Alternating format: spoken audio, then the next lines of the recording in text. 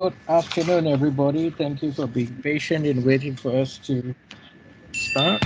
We had some initial technical problems which we've tried to resolve. I would like to welcome all of you to this very interesting talk called The Coronavirus and the 2020 US Election. Today, our talk will be conducted by Professor William Borges from the United States.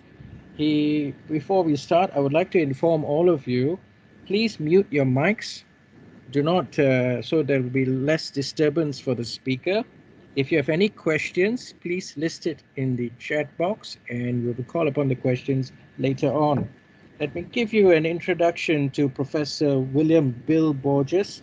He completed his PhD in political science at the University of California, Riverside in 1980, and his research specialties include public policy, business ethics, and the politics of banking and finance. He's been a professor at Help University since 2018.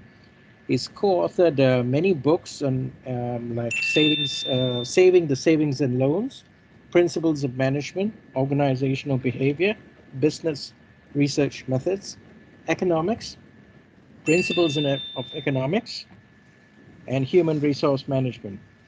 On several occasions, Professor Borges was honored as the outstanding professor at South Minnesota State University. And he's been in Malaysia for many, many years, and we are happy to have him on board to give us this presentation. And let's find out what's happening in America and where the election in 2020 is going to take us. So over to you, Bill. Please take it forward. Okay, thank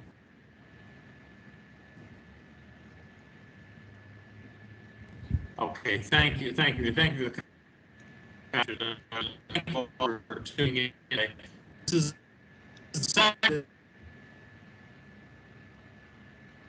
Bill, some audio problems? Yeah, some audio problem, Bill. Can't hear you. covering. The first one. I think those of us who are not speaking, can we mute our mics? Those who are not speaking for the time being, mute our mics so there won't be any problem. Okay, Bill, you ready? I don't understand. No. Yeah, I'm ready. There was some audio problems earlier. So Can you hear me okay now? Yeah, now I can hear you. So now go ahead. Terrific. Tell me Thank you what- all very much. Okay, we'll go to the first slide in just a sec. To the second slide, I mean. Thank you all for coming out. This is the second talk that the Department of American and Canadian Education is offering on the 2020 election. The first one was almost 3 months ago. So I'm going to cover some of the things that I went through then just to bring everybody up to speed on how the process works. And as Raymond mentioned, there will be a couple of opportunities after the first few slides and then at the end for you to ask any questions, and I'll field them and do the best that I can with them. Okay, as you can see on the electoral process here, the U.S. elects presidents in a unique way. That is, no other country in the world does it like this. Elects their head of state or head of government this way. It's based not on the popular vote per se, but instead on electoral votes that are cast state by state. The popular vote makes a difference, but only insofar as the state's electoral votes are concerned. That is, to say that the public doesn't vote for the president isn't accurate. They do, but they just do so indirectly. Now, the way this is done with 48 of the states, I'll explain the two exceptions in a few minutes. They do a winner-take-all process, which means that if you win a plurality of votes in a given state, that candidate gets all of the electoral votes from the state. And remember, a plurality need not be a majority. It just means more than anyone else. So if you get that, you win the state's electoral votes. Now, the way the electoral votes are allocated is on a state-by-state basis based on your membership in Congress. So I gave the example here of New York. New York has 27 members in the House. And the House of Representatives is based on population. And every state has 2 senators. So New York has 27 members in the House, 2 senators, which equals 29 electoral votes. And that's the way it's done in every state. Plus, the District of Columbia, which isn't a state, constitutionally, some time ago, it was given 3 electoral votes. And that's how you end up with 538 total. Because we have 435 members in the House, 100 senators, and then DC has those 3. So it's 538 total. I do want to emphasize, this is a mistake that I know some of my government students make once in a while. The members of Congress do not vote for the president. The electors are not members of Congress. That's what's simply used for the formula that I just announced. Okay? Now, to win, a candidate needs to get a majority of the 538, which is 270. That doesn't mean you have to get a majority of popular votes, though normally the winner will have more votes than his opponent. But it's very possible that you could win the electoral vote, as Donald Trump did and as George W. Bush did 20 years ago, without receiving a national popular win. Okay, let's go to the next slide then. And here you see, Kit, you got the third one there? Yep. Okay. Okay. Here you just it's just easy. You can of course Google these and look them up, and they have interactive maps that are kind of fun to play with. And I'm going to explain where things are in a moment. But you can see where the big population states are and the small ones and so forth. But you don't want to end up concluding from this that the candidates will focus on those big number states. And the reason you don't want to conclude that is because some of the heavily populated states are not competitive. For example, California and New York, they are solidly Democratic now. They haven't always been, but they are now. And so both candidates will ignore those states. They'll spend very little time. Why? Because it doesn't matter if you win a state by 1 million votes or by 6 votes. You still get the full complement of electoral votes from that state. And some of the smaller states that you might think would be just ignored, some of those are competitive. And an election could come down to winning just one of these small states. Like, for example, Maine up there you see has 4, New Hampshire has 4. It's conceivable those could be competitive this year. Iowa has 6.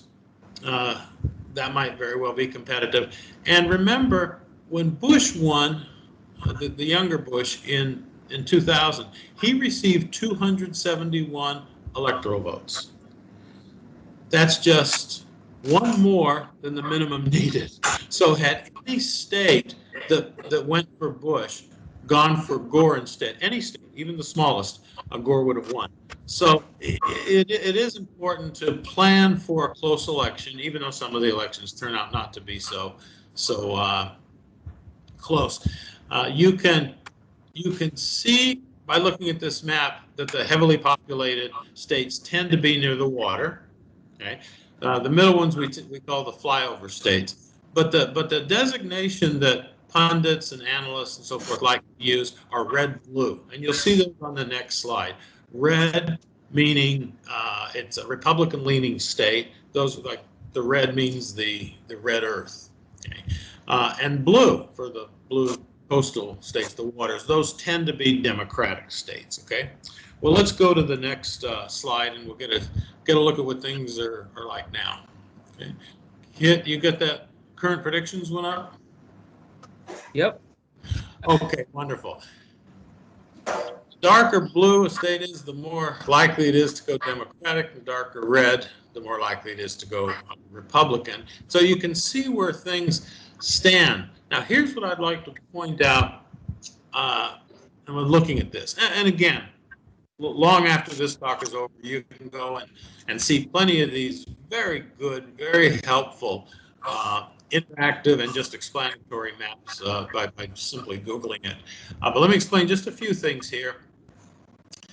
We know how most of the states are going to go. It would be almost inconceivable that analysts would be wrong with most states. Why? Because polling is so common and it's so sophisticated now that there really are not many states that are unknowns. But there are 6 states that everyone's focusing on now, everyone who's following the race closely. And those 6 are Wisconsin, Pennsylvania, and Michigan in sort of the Midwest, and then Arizona in the West, and in the South, North Carolina and Florida. Now, those 6 states between them have 101 electoral votes. And that's where the focus is going to be. That's where the money is going to be spent on television and elsewhere. You'll probably have noticed that President Trump has been campaigning in those states recently, and it's not surprising why. Last time Trump won 306 to 232, and the 3 states that are normally credited with giving him the victory were, that is, as unexpected wins for him, were Wisconsin, Michigan, and Pennsylvania. Okay, that's 46. If you take 46 from his total last time, he would have only 260 and he would have lost. Hillary Clinton was expected to win those three states. Now, the others I mentioned, Arizona, Florida, and North Carolina, are very competitive. They could go either way, and they're what analysts call toss-up states. Now, before going further with this, I want to point out to you that the reason most pollsters and most, I would say most analysts expect Joe Biden, the Democrat, to be the favorite now. They expect him to win unless something huge happens, is because all 6 of these states were Trump states last time. So he is clearly on defense, and he's behind in the polls in every one of those states right now, except for North Carolina, which is a tie. Now, that doesn't mean that he couldn't win any of those states, or conceivably all of them. They're fairly competitive. Michigan and Pennsylvania, it would take a Herculean effort for Trump to pull out either of those 2 states right now. But if he were to win the others and the rest of the states went the way they did last time, he would be losing only 36. He would have 270, which of course is the magic number. Now let me point out one other thing about this map, and then we'll go to some questions if you have any, if you've sent any in. There's 2 states that you see kind of have stripes. Okay, Nebraska is right in the middle of the country, and Maine, right up there at the northeast top. Okay, those 2 states do not use a winner-take-all formula for allocating electoral votes. The way they do it, fortunately, they makes it easy because they both do it the same way. You only have to explain one. Let's go to Nebraska. You have a statewide vote. Now, whoever wins the popular vote gets the 2 electoral votes that are allocated on the basis of the Senate complement. Okay. But then the 3 districts within Nevada, or excuse me, within Nebraska, each have 1 elector to be awarded per district. Okay. So if you win 2 of the districts and you win statewide, you'll get 4. Or you could win statewide and win only 1, and you would get 3 electoral votes. It's done the same way in Maine. Now, the reason this is worth keeping an eye on, in addition to remembering the 2000 election, is that last time in the state of Maine, Clinton won the state, but she lost one of the districts. Trump beat her in 1 district. This time, Biden is ahead throughout Maine, including both the state's electoral districts. But in Nebraska, Omaha the big population center, right now, according to the polls, is leaning toward Biden. So it could very well be that those two states, or one of them, end up deciding the election simply based on a split electorate within the state. Okay? All right, well, if there are any questions at this point, we've got more to do, but at this point, if there are any, I'll be glad to field them. I don't Yes, see any questions at the chat box. I have a Does- question though. Yeah. Okay. So Bill, Yeah. usually Texas is solidly red. Now, why is this prediction a pink? Excellent question. Texas has been turning closer to what we call purple, a red-blue state, for the last few cycles. And several of the members of Congress who were Democrats last time got beaten in the 2018 elections. The state, especially in the big city and suburban areas, has frankly turned against Republicans, and this has coincided with Trump's win. But Trump is still the favorite in the state. If you look at the polls, though, it is within the statistical margin of error.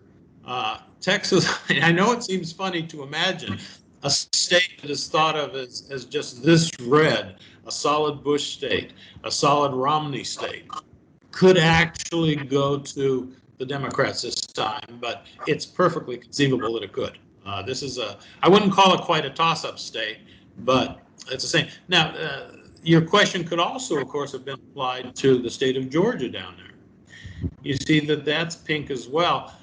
Georgia is even more likely to flip this time.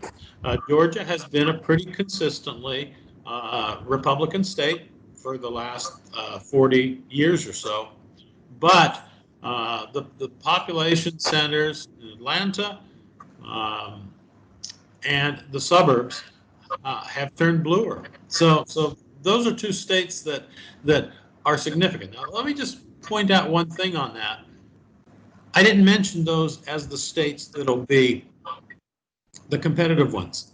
And the reason I didn't is because both candidates know if Trump can't carry either one of those states, you don't even need to worry about studying them.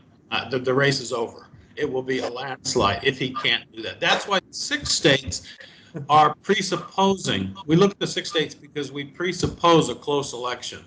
But those are 2 states that he has to defend. And while we're looking at that, the follow-up question you might ask is, well, what about states that are trending red now? They used to be blue. Well, frankly, it's hard to find any of those. The only exception would probably be Minnesota. But Minnesota has always been a fairly close state. It's usually won by 3 or 4 percentage points, as it was last time. What the Republicans have said they're going to do, the Republican team, Brad Parscale and the others who work for Trump, they've said that they're going to try to challenge in the states of Nevada, Colorado, and New Mexico. But the polls have shown that it's almost hopeless in those states. So what Trump needs to do, he needs to hold on to the states I mentioned earlier. Bill, can I ask a question from a listener? Yes. So, what would it take? Miss Sophia has asked this question. What would it take to flip Arizona, Florida, Wisconsin, Pennsylvania, and ML? I'm not sure what ML stands for. What would it take to flip those to blue? It wouldn't take a lot, frankly. It's a very good question, because that is where the race is going to be decided, probably. It won't take a lot. What it will, the issue is, and I'll get to some of these in the second half of the presentation, there are a few things that tend to be pivotal in these races. But if we look at the status quo right now, the polling gives us a current status quo. Biden's in very good shape in those states. Some commentators have even mentioned on TV that he ought to just stay in his basement. He's not really in his basement, but that's what Trump keeps saying. He is. He's doing just sitting in his basement because his popularity tends to be fairly steady, and Trump's, frankly, has worsened since he's been making various pronouncements since the pandemic.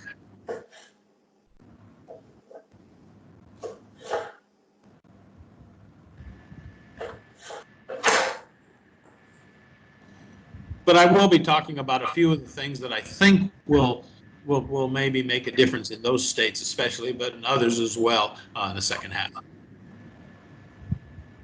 Okay. Okay. Any other questions, or do you want to?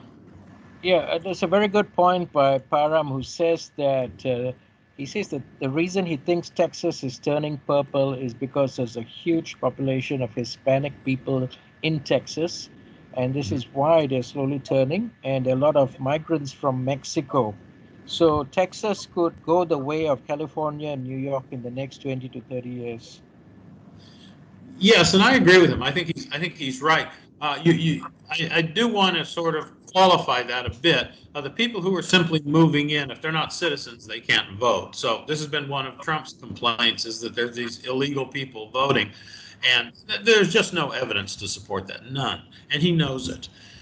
The heavily Hispanic or Latino population in Texas is has the potential for being a groundswell for Democrats. But frankly, Democrats haven't done nearly as well as one would have expected 15, 20 years ago. They're not altogether sold on Democratic Party yet. Now, they've been helped by Trump, and so I do acknowledge that's one of the reasons it's changed. But what I look to in a state like Texas, or in any state with large metropolitan areas, is I look to suburban women first. Okay, the youth vote second, and there's another demographic, but looking at it a little differently.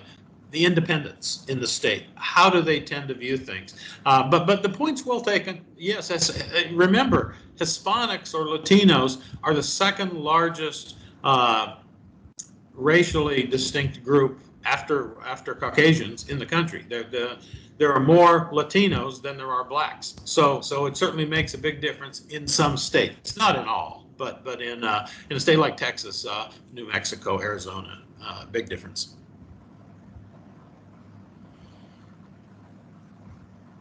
Okay, any other questions? Not at this point. Bill, Okay. I think continue. All right, well, let's go to the next one then. You got that, there's Kit, the mood of the nation.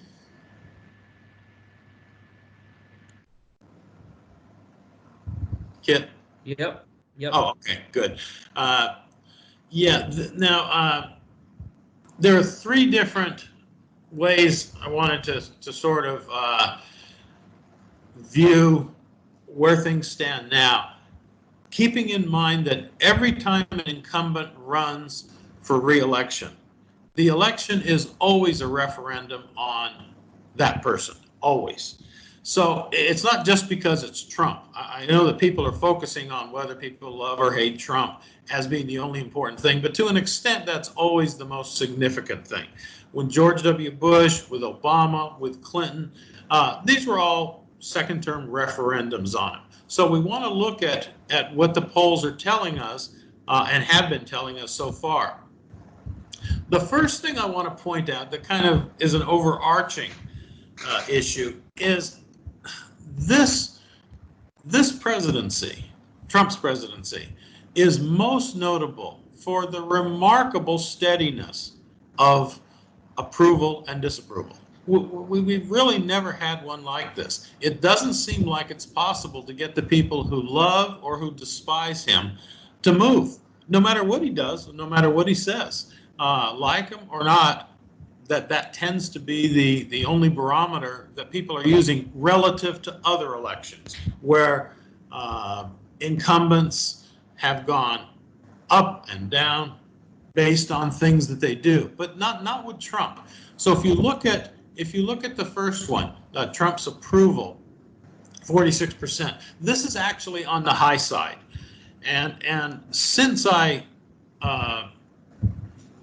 dug up this poll, that's actually dropped a little. But his approval rating, and the question is, this is based on is always the same. Do you approve or disapprove of the way the president is handling his job? This has hovered between about 42 and about 46%. So this is actually the high side of it.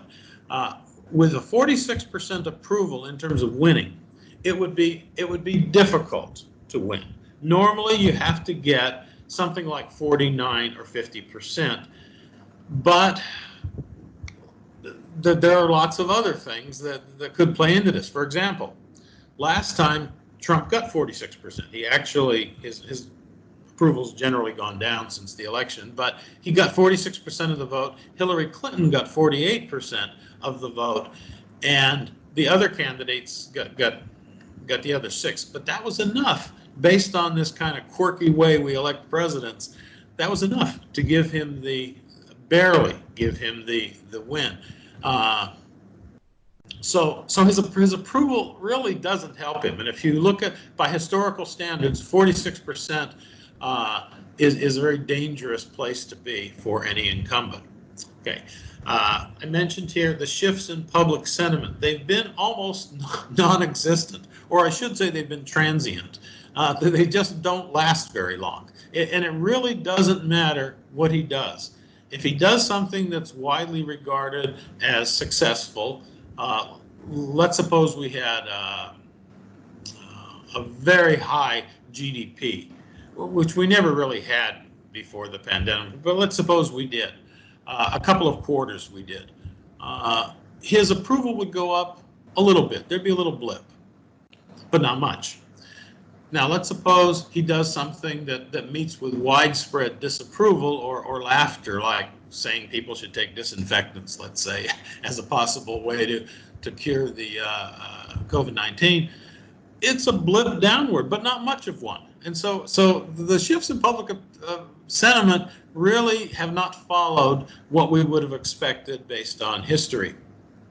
Okay, the U.S. satisfaction. Now, this refers to how happy people are with the way things are going. And to be fair to Trump, the 30% figure isn't entirely an anti-Trump number. It's obviously because people are concerned, fed up, unhappy with some of the things associated with the pandemic, and that's understandable. It probably wouldn't matter who was president, that would have dipped. I don't know that it would be this low if you had somebody who was inspiring maybe a little more confidence than the public seems to think that Trump's inspiring. For example, if you had somebody who was a very positive, go-getter type of president, such as a Roosevelt, Franklin Roosevelt, or a Barack Obama, you probably would have had a higher number. The last thing here, economic confidence. There are people who believe, I'm not one of them, but there are many who believe that this is where the game is won or lost. If the economy is doing well, you're going to win. If it's not, you're going to lose. I don't think that the data support this, but some people believe it. Again, though, this number, minus 33, this is a horrific number, but it's not mostly because of Trump. In fact, when the only thing that Trump beats Biden on in the polls is the ability to handle the economy well. Okay, that's the only thing. On everything else, Biden wins. Leadership, honesty, integrity, domestic programs, foreign policy, everything else, but not on the economy. So you don't want to read too much into that. And as we pull out of this, presumably there'll be something of a pullout before the election. That minus 33 figure will probably, it won't disappear, but it won't be nearly that bad. And, you know, I think what Trump's team probably hopes is that the public won't judge him based on the recession that we're now in, because it was an artificial recession. We didn't simply see jobs lost, businesses collapse. We caused this because we thought it was worth it, based on health being a higher priority than economics. So I think that he's hoping that the public will say, okay, we're not going to blame you for this, but how are we doing pulling out of this now? Of course, none of us knows if there's going to be a second peak in the number of infections. So there's so much that we're just sort of speculating on now, but that doesn't mean we don't have anything to go on. We do. And confidence in Trump's leadership with the economy, I think, could very well make a difference. Okay, let's go to the next one. You got that one, Kit? The coronavirus effect? Yes, sir. Yes, sir. Okay, thanks. This one here is the simplest one. I like simple things. I'm kind of a simple guy. I like this one because what it does, I couldn't get figures for May. I couldn't get reliable figures. I could have put together something, but these are just overall ratings that the Gallup poll has given us. Trump's approval for handling coronavirus, because obviously that's going to be, when the stories are written, the issue of 2020. When you look to Republicans, again, you see it doesn't matter what Trump does, good or bad. This took into account things like the disinfectant remark and hydroxychloroquine. I won't say it was a disaster, but it certainly wasn't something that helped Trump. 94% of Republicans in March thought he was doing well, only 91. Not even a statistically significant drop from one month to the next. Okay, when you look to Democrats, he only had about a quarter of Democrats thinking he was handling the thing well in March. But 11%, a very significant drop by then. You might say, well, that might suggest that Democrats aren't as averse to Trump as Republicans are pro-Trump.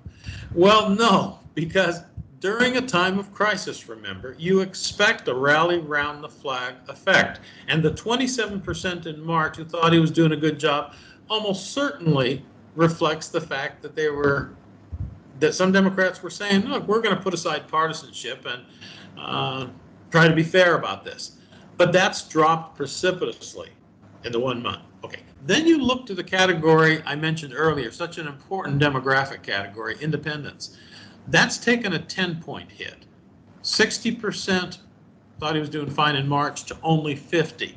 And once you take into account the fact that a president should be backed by the people generally, and the independents are ones who don't have a horse in the race going in, it should be higher than 50%, definitely. I don't know what it'll be in May, but I suspect it won't be any better than that. And then if you look to the overall adults, the same thing would hold. And not surprisingly, independents do mirror the way most adults have kind of viewed things. 60 in March, 50 in April. And the next time I talk on this, we'll be able to look at what the May figures are like. Okay, let's go to the next one if we could. And these are the final things I just want to make some comments on. You got that last one there, Kit? The conclusions? Yep. Okay. There are many things that go into overall what's going to cause things to happen. And so conclusions at this point, a little over 5 months out, are always going to be tentative, as will predictions be. I do want you to, and this makes the election more interesting, more fun. If you look to the first blip there, polls and betting markets. Okay, polls have been around since 1935 in the U.S. Polls and pollsters get beaten up badly, and in my view, very unfairly. polls tend to be very accurate if they're done well. They're only snapshots in time. They can only tell you the way things look at the moment. And polling is an art, not a science, but pollsters rely very heavily on the scientific method. They come up with models, and the models are frankly much better than the models that we've seen used to predict what's going to happen with the coronavirus.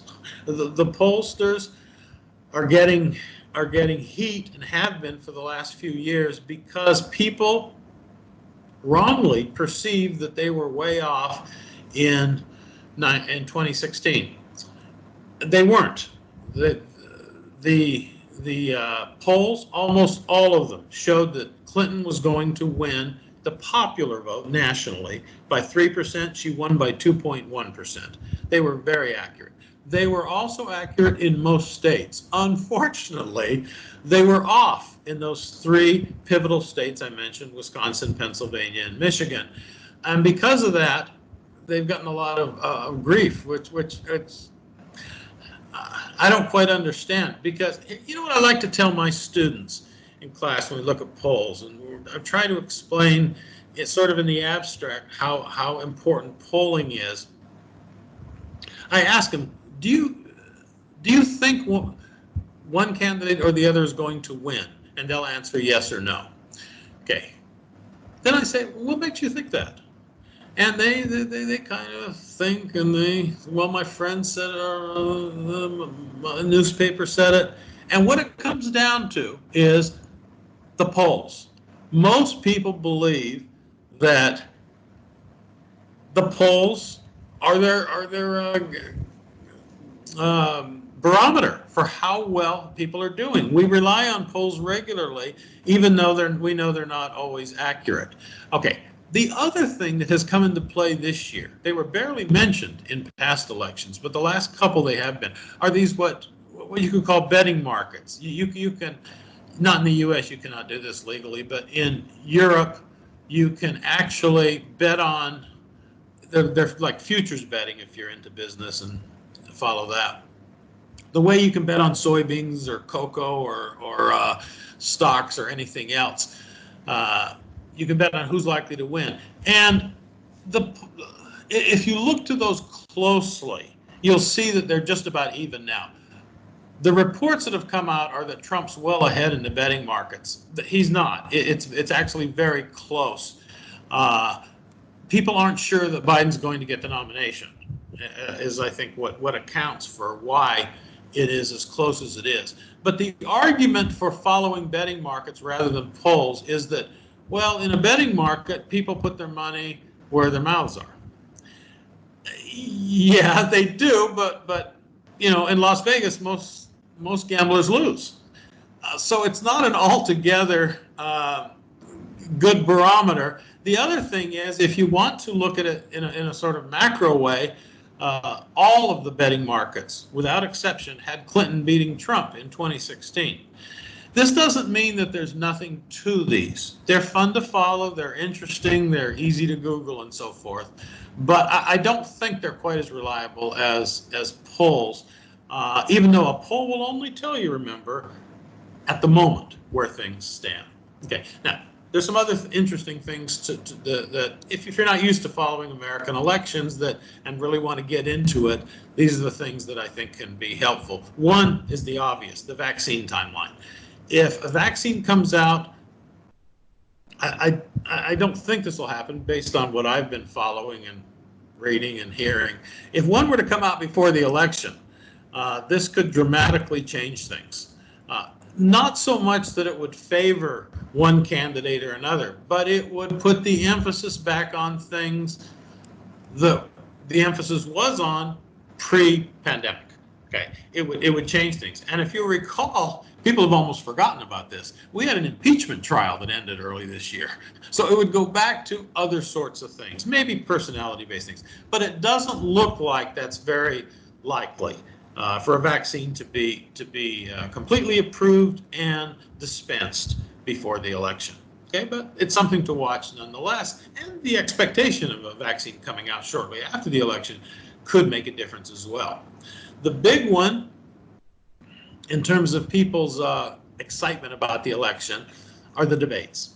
And the debates have been a mainstay of presidential elections since 1960, when we had the first televised presidential debates between John Kennedy and Richard Nixon.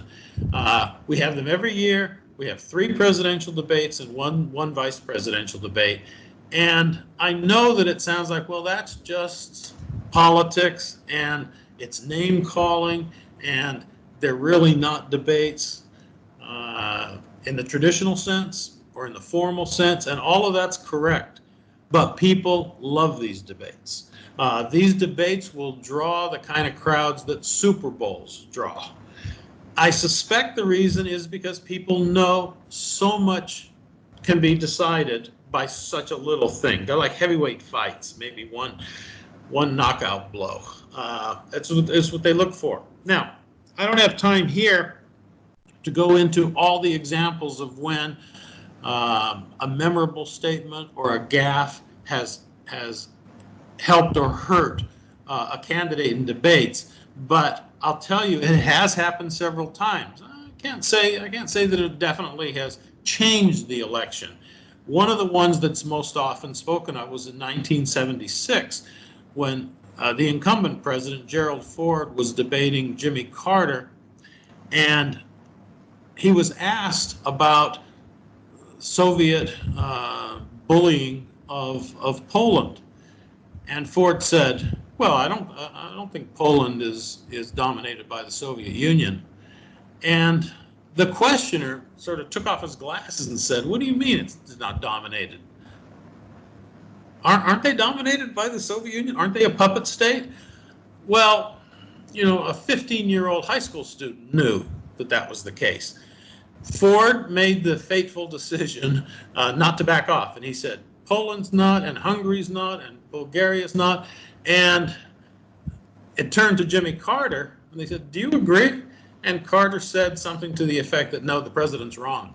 Because he knew that the next day, all of the historians and political scientists, analysts would come out and say, the president made a mistake. And it's a blunder that if you talk to people, they'd have to be older than most of you, who remember seeing that debate, they can still remember that very well. And that's only one example. So presidential debates are big, they're fun to watch. I'm not sure how informative they really are, but interesting things happen. Like last time in one of the debates, both Trump and Clinton refused to shake hands. We can't tell which one decided not to, but that was just kind of interesting. And another thing was Trump kind of walked around the stage. Again, that was unprecedented. I don't know what they're going to do this year to try to control for that. They always have wheeling and dealing that goes on between the two teams. For example, when Ford debated Carter beforehand, Carter wanted to be seated during the debate.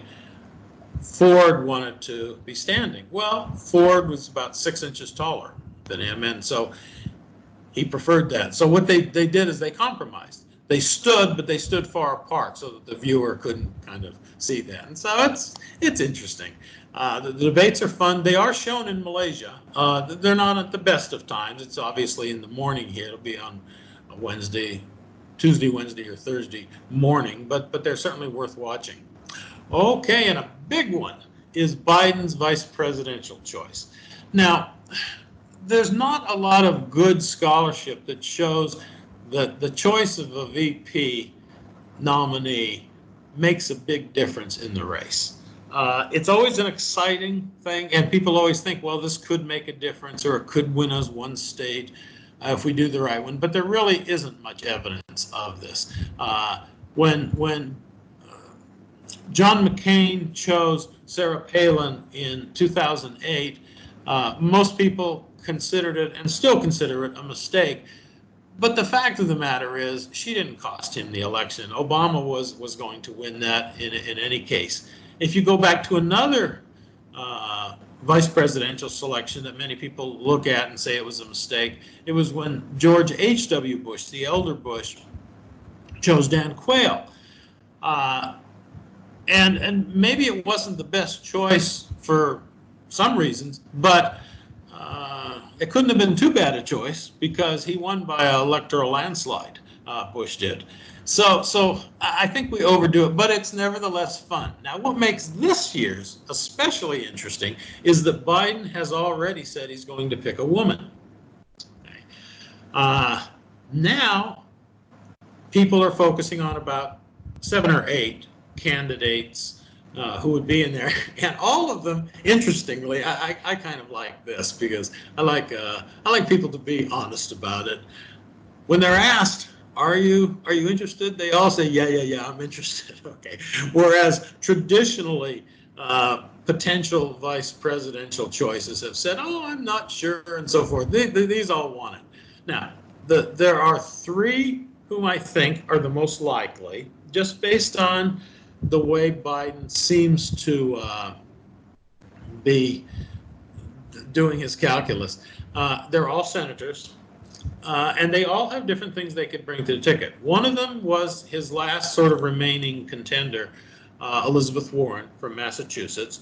She would satisfy the kind of Bernie Sanders part of the thing because she would be the furthest left. Okay. I'm not sure what the downside of that would be. She's a very good speaker, and she's very aggressive. And some might think that she would overwhelm Biden in that sense. And I don't know, but she would be one of the 3 I'd put in the top. The second one would be Amy Klobuchar of Minnesota. She did extraordinarily well as a debater. She's more mainstream. She's more centrist, but she has a great deal of Midwest appeal. And as I pointed out, states like Wisconsin, even Minnesota, and Michigan and Pennsylvania, she'd probably run fairly well there. And the third one is the one that if I had to pick one right now that I think he's going to go with, it would be her. It would be Kamala Harris, senator from California. She's a fine speaker, a fine debater. She's black, and Biden's got a very good relationship with the black community in the U.S., but he recently made a blunder by kind of saying, he said, if you don't vote, if you have trouble deciding between Trump and me, you're not black. And that kind of, he's had to apologize for that and so forth. But generally, his base of support within the black community is quite strong. California isn't a state that's competitive, so her coming from California, like Warren coming from Massachusetts, wouldn't matter in terms of that particular state. Okay. But there's others too. There's a Stacey Abrams, there's Val Demings, there's several others, and again, you can easily see these and maybe formulate your own prediction on that. And then finally, this is the one that's the kind of unknown developments. We've got 5 months, and so many different things can happen. We've got a pandemic still around us. We've got 2 candidates, both in their 70s. Both of them seem to have reasonably good health, but you never quite know. People are this year asking what happens if, in lots of these cases, and in the event something were to happen to one of the candidates, either a scandal or a health issue, after the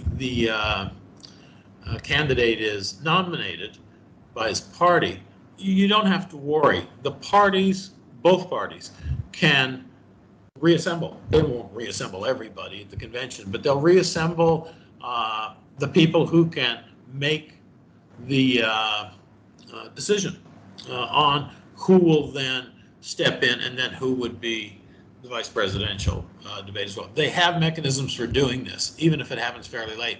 The problem, if it happens late, if that sort of thing were to happen, is with the ballots. The state ballots are usually printed about 6 or 7 weeks before the election. But in any case, that, a number of other unknown things. We don't know what the economy will be like. We don't know what the China trade deal is going to end up being like. Now, 2 months ago, it looked like President Xi and President Trump were good friends. Now they can't stand each other. And so none of us knows how that's going to play out, and a number of other things. And that makes it interesting. And, you know, if you're used to following elections in other countries, I guess you could say the single biggest difference, besides the Electoral College, with American elections is that the campaigns are so long. Okay? We've been in this race now for a couple of years, and a normal election in most countries would only be about a month. So we've got a lot ahead of us, and I'll be here, and I hope some of you tune in again for some of these. So I'll take whatever other questions you might have now. Yeah, there are some questions, Bill. Yeah. Let me get into the chat box again. I've got a question again from Miss Sophia. She says, Jason Furman, top economist in the Obama administration, said in Politico May 26 that the US is about to see the best economic data in the history of the country.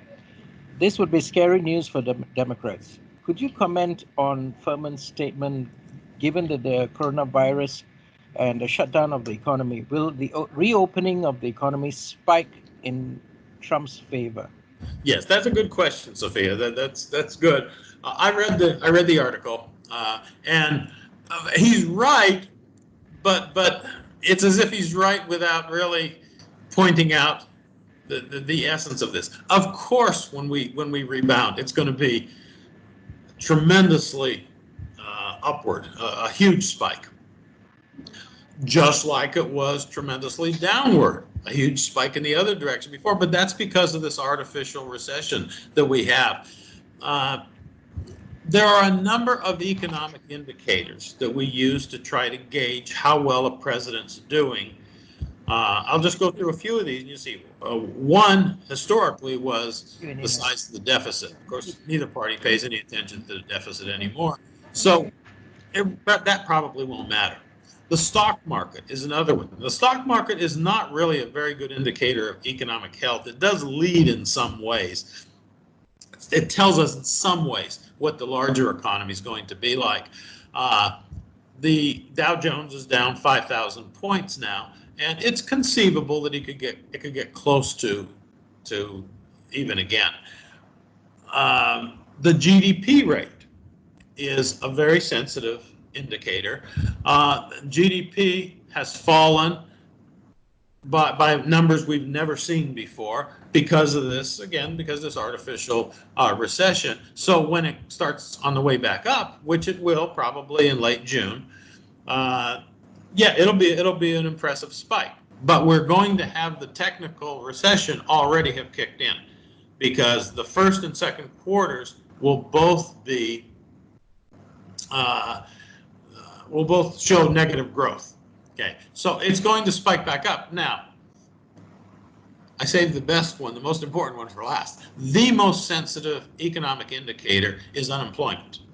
And unemployment was the real bragging point for Trump for so long, even though I believe, this doesn't mean I'm right, but I believe this was mostly due to the Obama efforts, and the Obama efforts along with Congress during the last decade. And this has been on a downward spiral. Unemployment kept going down and down and down, and it got down to about 3.5%, which is quite good. It's usually considered full employment during the Trump time. But now it's 14.7%, and it's probably going to go to over 20% when we see on June 5th, when we see the new numbers.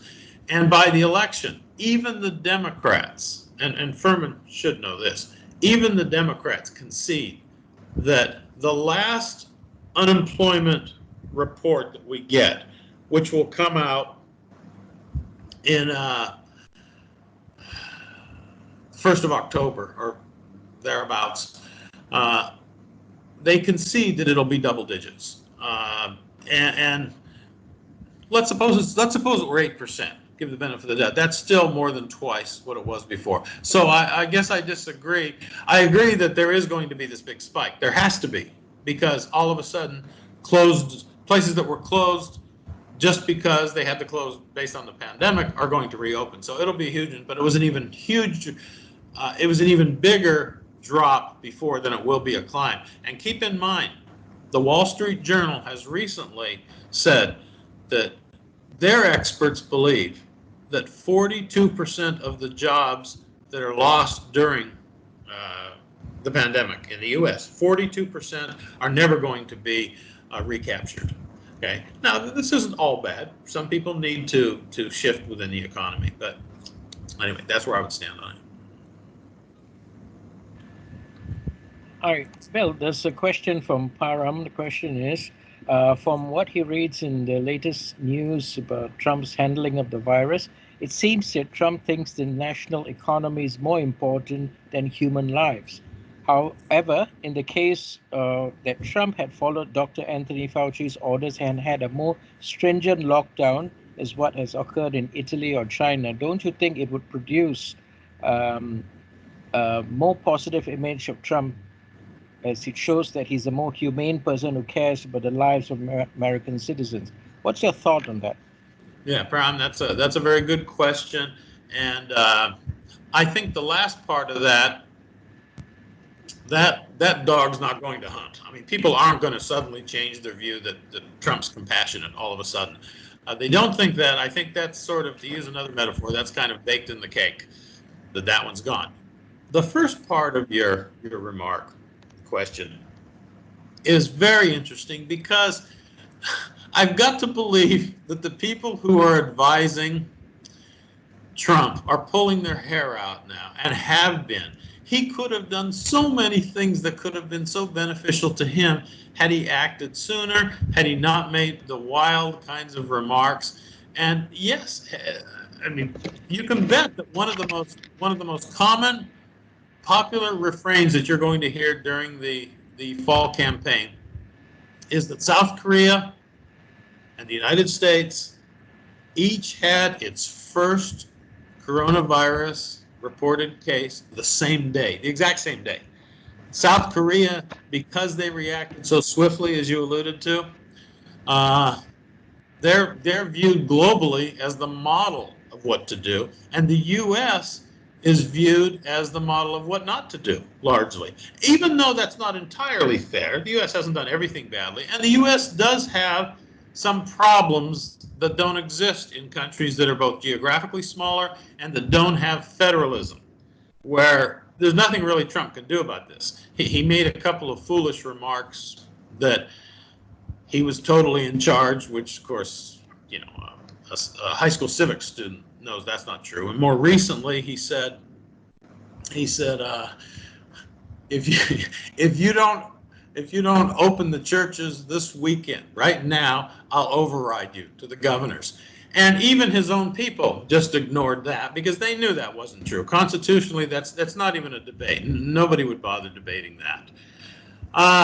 But he didn't have to do any of this. He could have actually just sort of acted normal, like a normal leader would, and said, look, we're all going to pull together. Let's forget politics. Let's forget partisanship. Instead of tweeting about the bad things that governors that he doesn't like have done, threatening the states, threatening to withhold funds from the states that did not reopen when he wanted them to. And many of them were simply following the White House guidelines that have been put out already by him. And so, and the people are smart, people can figure this out. But yes, I think that his advisors are very remorseful about not having done something differently. On the other hand, you got to remember, Trump does not lead by strategy. He leads by tactic. And the difference is the tactics are day to day or hour to hour. He doesn't have a long-term strategy, at least not that most of us can glean. Good question.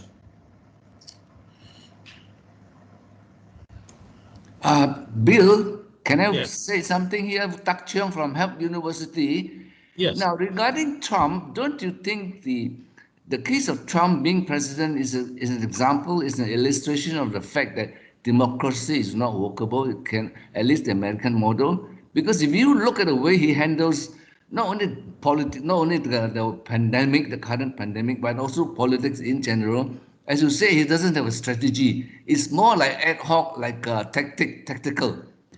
Compared to, for example, a country like a system like China. China, because of its strong centralized policy making and action, I mean, is by far so effective, so much more effective in all areas, including the latest dealing with the pandemic. Now, don't you think that it's time for a change, Bill? Chung, that's a good question, and the lead off response to that would be that Trump's not like other presidents, and so we wouldn't have had the same problem had it not been Trump in power. And you could say, well, yeah, but a democracy permits a bad leader to take the reins, but that happens in dictatorships too. I would say that if one were going to be in a debate or have to make an argument about a democratic centralism, that is power from the top versus power from the grassroots, the points that you make and the evidence from the Trump presidency would be helpful, but I don't think that they would necessarily be convincing, because many residual things come when you have this dictatorial power, and they're not all good. And so you did qualify your question by saying at least the American style. See, this was the point that Lee Kuan Yew always made, that democracy is good, just the American style could never work in most countries. And there's probably something to be said for that. But the one thing I'd want to point to, a couple of things, when trying to explain away, not so much defend, but explain away why the American democracy works the way it does and will continue to probably. First is federalism. States have not just distinctive laws, they have real power. And that's always going to make any national decision making difficult to enforce, no matter what the issue is, including things like the environment, gun control, things like that. And the other thing to keep in mind is that most Americans do think in terms of, you have the age-old, the millennial-old question of having order and having freedom. And Americans more heavily, I would say, than say Europeans, they err on the side of freedoms. And so that's always going to mean you'll have some problems. You remember when we had the debate on China? I raised, it wasn't on China, it was on, well, it was when I can't remember what it was on, but it was before my first talk on this. And I pointed out what Churchill had said, which was that democracy is not it's the worst possible means of governance, except for every other one. And that's kind of the defense that most Americans, I think, would make. But I want to end this. I'm not trying to equivocate on it. I want to end it by pointing out that this too will pass. We're not always going to have this kind of a mess that we have now in the United States, where people just absolutely hate each other. The cost of this might be the political parties collapsing. It might be some sort of fundamental changes, but we're not always going to have presidents like Trump. Hi, Thank you. Well, there's a question from Sophia again who asked that Biden does demonstrate better leadership regarding the coronavirus crisis, but Trump's base still seems to endorse him and his conspiracy theories. His hardcore base would rather eat broken glass than vote for Biden. So, what is the tipping point, the tipping factor for many of the discerning Trump voters? How will they change their minds? I think the economy is probably one thing. That's the only thing that he has on his side, seems to be the economy. But once that goes down the drain, there's no other reason to support Trump.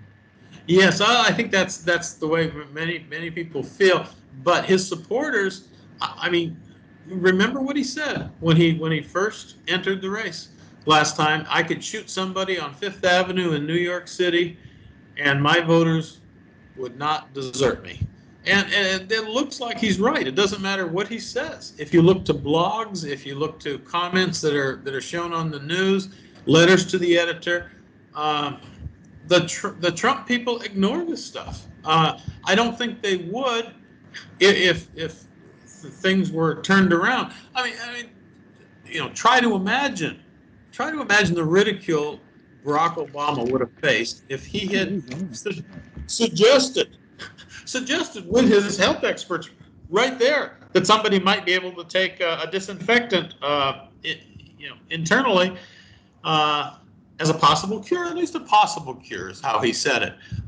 He'd be laughed at forever by this. And Trump is being, but not by those 35 or 40% of people. But yeah, the other part of your point, right, that is important to note is that the economy probably wasn't going to be enough for him anyway. We'll never know because, the pandemic hit. But he probably was going to be the underdog, even with a robust economy. His voters looks like they won't desert him. That's why I say it's such a remarkably steady pattern of polling. But he probably needed more than that. There's one other thing I probably should have put up here as a conclusion, and that all of us have felt, even people who are following the American situation, the presidential race, and other political things in the U.S. Abroad. People are exhausted. The Trump presidency has exhausted people. Part of it's because people view it as you love him or you hate him. Part of it is just because there's a new crisis seemingly every week or so. And I believe that even though that doesn't have to go this way, I believe that the exhaustion factor is going to work against Trump. I think people just don't like this. They've got other things to do with their lives than fight about politics all the time. Okay, Bill, there's a question from Aidan Boone. He says that one of the factors that determines the president's election is the international policies. Now that Trump has set up a narrative that China is the U.S. number one enemy, how would this play into the election? And would this be good in terms of the global economy and global politics? Very good question, which I would have expected from Aidan, my former student. Very good question. It's probably an unfortunate thing that most Americans don't follow foreign affairs nearly as much as they probably should. Part of this is it's complicated and it takes time, and it takes a reading of history, and it's very time consuming to try to follow it. Trump can point to some things that he's done well and some things that he's done poorly. Others can point to some things he's done poorly in the foreign realm. I would say that on balance, yes, this is probably a negative for him. His foreign policy goals have not matched his achievements, I would say. I don't think that the China situation is going to be pivotal in most voters' minds, though. There are just too many other things. I think if he were judged only on foreign policy, that would be a bad thing for him. But I don't think it's going to be a huge make a huge difference with him. Now, this isn't to say that this couldn't have been the case. Again, I think Trump passed up a huge opportunity to pursue a policy which would have vis-a-vis China, which would have been very helpful. He had almost all the cards. America has a bigger economy, and China needs the U.S. more than the U.S. needs China. He could have parlayed that into something that I think would have helped him, but he didn't. He didn't. I think that if you ask most Americans right now, have the relations between China and the U.S. gotten better or worse under Trump? They'd be confused because on the one hand, they hear him talking about what a good pal Xi Jinping is of his. On the other hand, they see him threatening, like he did during the campaign, incidentally. Remember, he was threatening to impose 45% tariffs on China. And so I don't think it'll make a huge difference. Now, I want to qualify that by saying there are pockets of voters where this will matter a lot. For example, Midwestern farmers. They've actually gotten hurt quite a bit by the embargoes, by the tariffs placed on China. And so it probably should make a bigger difference. And for people like Aiden, who follow these things pretty closely, it would, if you were making an overall assessment, it would make a big difference in the calculus of who you think should win. But with most Americans, it won't.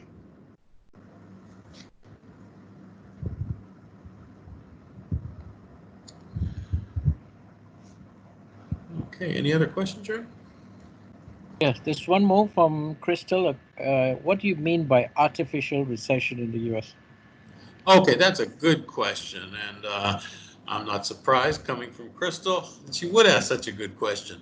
What I mean by that is that typically a recession or a depression will be caused simply by what it literally is. A recession or depression means that you have less demand. Okay, fewer people are trying to buy things. It doesn't mean that there's no money. There's plenty of money. It's just not going anywhere. When a recession gets very bad, it can turn into a depression. But this sort of thing happens because of fiscal policy or monetary policy or a pandemic. An international problem of one sort or another, a war, the flu, lots of different things that'll cause people not to be as bullish on the economy. And for a person on Main Street, that would simply mean you're going to save rather than spend. The U.S. economy is 70% driven by consumers, so those things will cause a big slowdown. Now, what I mean by artificial,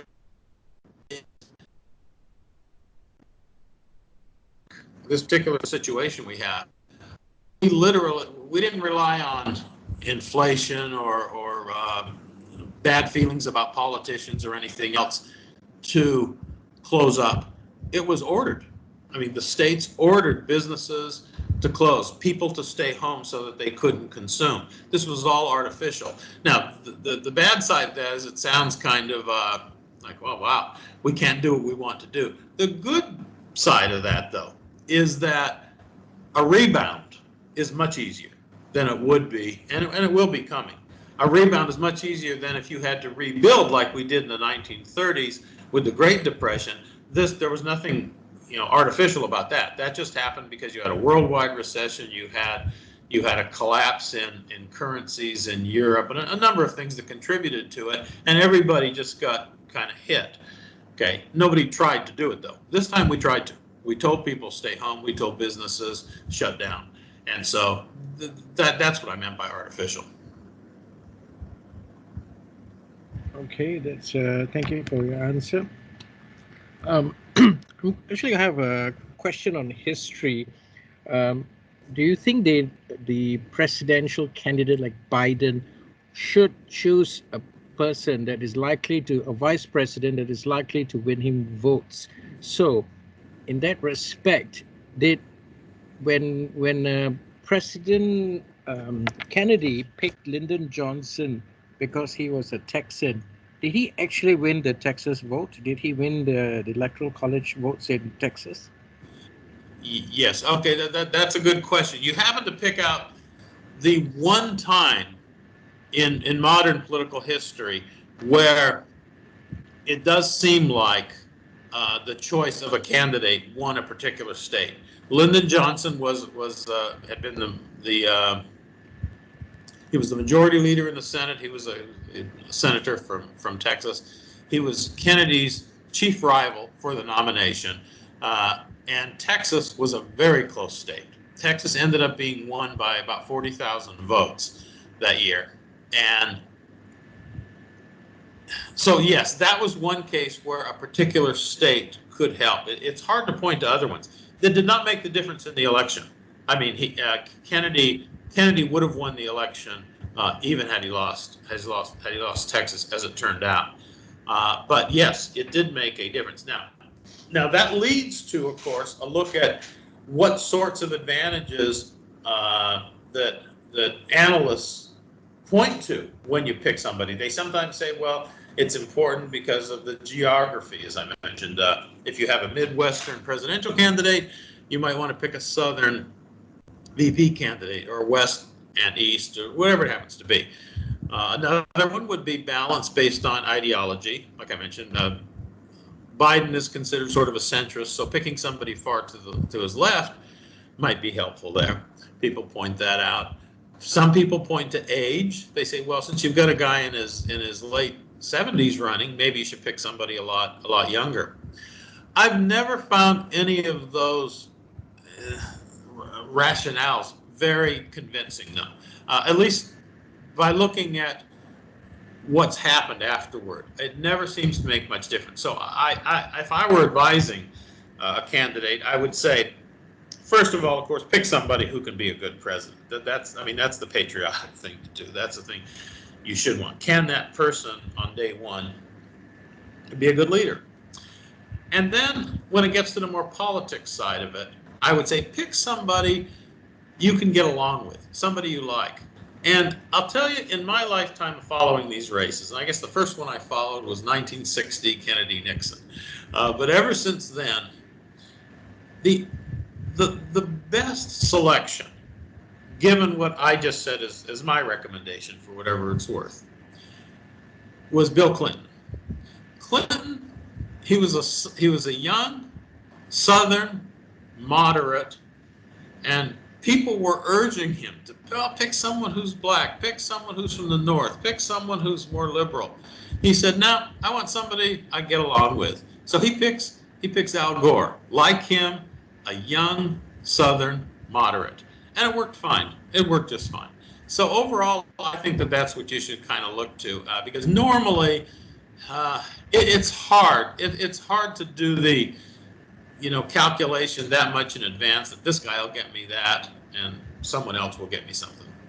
Yeah, it's all predictions that it's very hard to really see how it's going to go. It's really just a gamble. I mean, you could say effectively Kamala Harris would be a very good vice president, but at the same time, she's from California. They already probably have the Californian votes.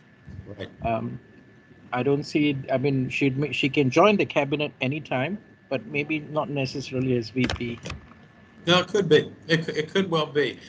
The reason I kind of think that she's at least in the top three is because she's very fiery, and I think that one of the things that the Biden people want is they want someone who can lash out, not in the debate, but lash out during the campaign at Trump. And she's one of those who looks like she doesn't mind doing that. Now, to be fair, neither does Elizabeth Warren. I mean, she and the problem with her is that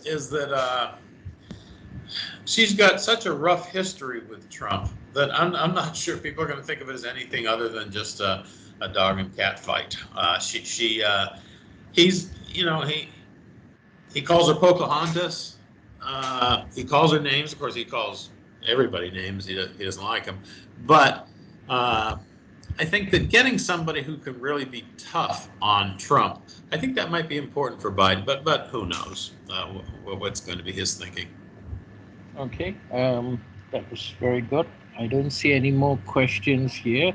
I would like to take this opportunity to say thank you to Professor William Borges from the Faculty of American and Canadian Education of Help University, to my colleague, Dr. Lim Yu Kit.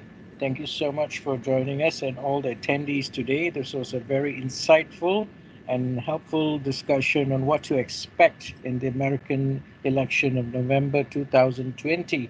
So thank you, everybody. Stay safe, and I hope everyone will be able to join us in the next session. Thank Yes. you very much, everybody. Thank you, Ray. Thank you. Thank you. Yeah. And everybody, thanks for tuning in. I appreciate it.